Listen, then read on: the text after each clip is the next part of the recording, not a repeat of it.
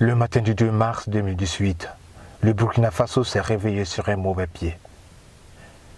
Vendredi noir pour certains, jour des longs couteaux pour d'autres. C'est la débandade partout. Panique à Ouagadougou. À 10 heures, des individus armés attaquent à la fois l'ambassade de France et l'état-major des armées du Burkina Faso. Le bilan est lourd. 16 morts, 8 terroristes, 8 soldats, 80 blessés, 12 graves. Alors nous recevons aujourd'hui dans votre émission en plein air Henri Sougounoma Kaboré, spécialiste en gestion des crises et conflits pour en parler. Henri, après tous ces attentats, le Burkina Faso est-il encore une destination à ne pas manquer? Bonjour Monsieur Zerbo. Permettez-moi tout d'abord, en cette heure grave de l'histoire de notre peuple, de présenter mes condoléances les plus attristées aux familles des victimes, aux familles de ces soldats qui sont tombés hier sur le champ d'honneur en défendant l'état-major général des armées et l'ambassade de France au Burkina Faso contre les attaques perpétrées par des groupes terroristes. Alors, je condamne avec la plus grande rigueur et la plus grande fermeté ces actions de barbarie qui n'honorent pas l'humanité, qui n'honorent pas la vie humaine. Aucun motif ne peut justifier une telle barbarie à l'encontre du genre humain. Alors je prends donc la parole au nom de Religions for Peace et à mon nom personnel pour condamner avec la dernière énergie ces actes de barbarie à l'encontre de notre peuple. Je voudrais rassurer tout un chacun, tous ceux qui nous suivent, que le Burkina Faso, pour autant, n'est pas affecté par ce qui s'est passé. Le Burkina Faso demeure un peuple fort, un peuple résistant, un peuple combatif, et que le Burkina Faso demeure également une destination de privilèges où la chaleur humaine est encore là dans l'esprit et dans les actes de tout un chacun, où la fraternité et la solidarité l'emportent sur la division et la haine. Le Burkina Faso, le pays des hommes intègres, un pays d'ouverture, un peuple brave, un peuple d'accueil, un peuple chaleureux. Alors n'hésitez pas à venir au Burkina Faso pour qu'ensemble nous continuions à magnifier l'humanité et à vivre dans la solidarité et la paix.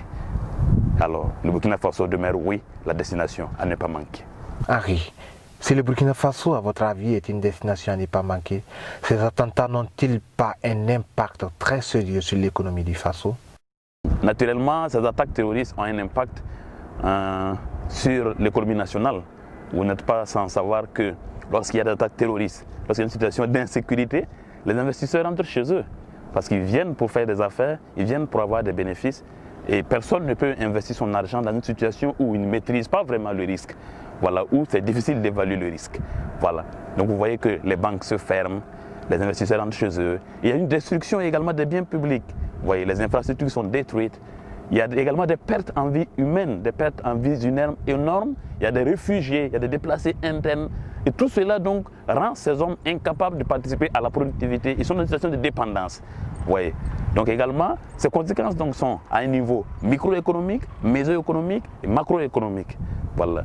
Donc tout cela montre que le conflit, que les situations d'insécurité ont un impact négatif considérable sur la situation donc, économique nationale.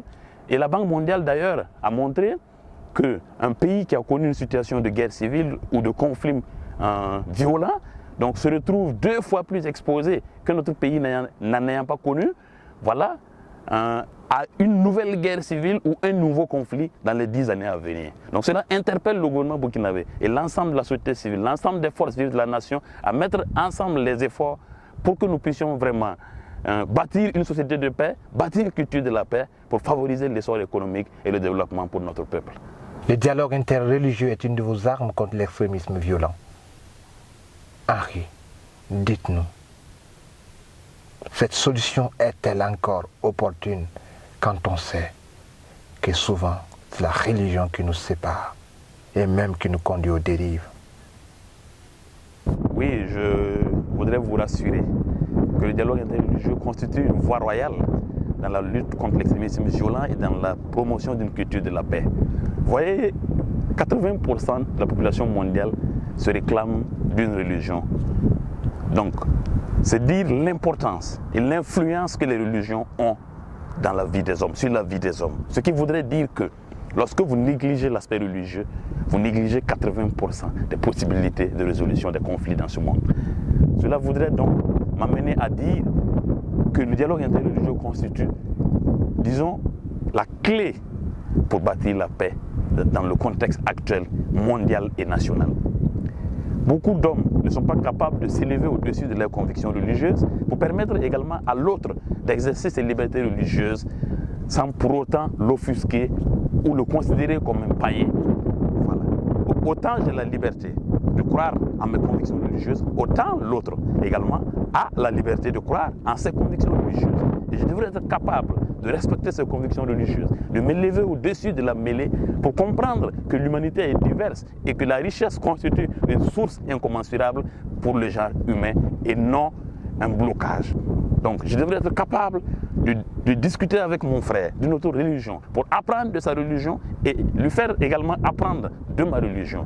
Je pense que c'est tout cela qui va nous permettre de sortir de ce contexte d'extrémisme violent. Et donc les leaders religieux sont interpellés, les jeunes de toutes les confessions religieuses sont interpellés vraiment dans la promotion du dialogue interreligieux pour bâtir une culture de la paix. Cela est incontournable et cela est la clé pour sortir notre monde de sa situation actuelle. Mesdames et messieurs, nous voici à la fin de votre émission en plein air. Je présente mes condoléances les plus attristées aux familles endeuillées et à la nation du Burkina Faso. Et j'invite le peuple burkinabé, comme le dit Henri Sougounoma Kaboré, à valoriser les dialogues interreligieux, une des solutions adéquates pour arriver à bout de l'extrémisme violent.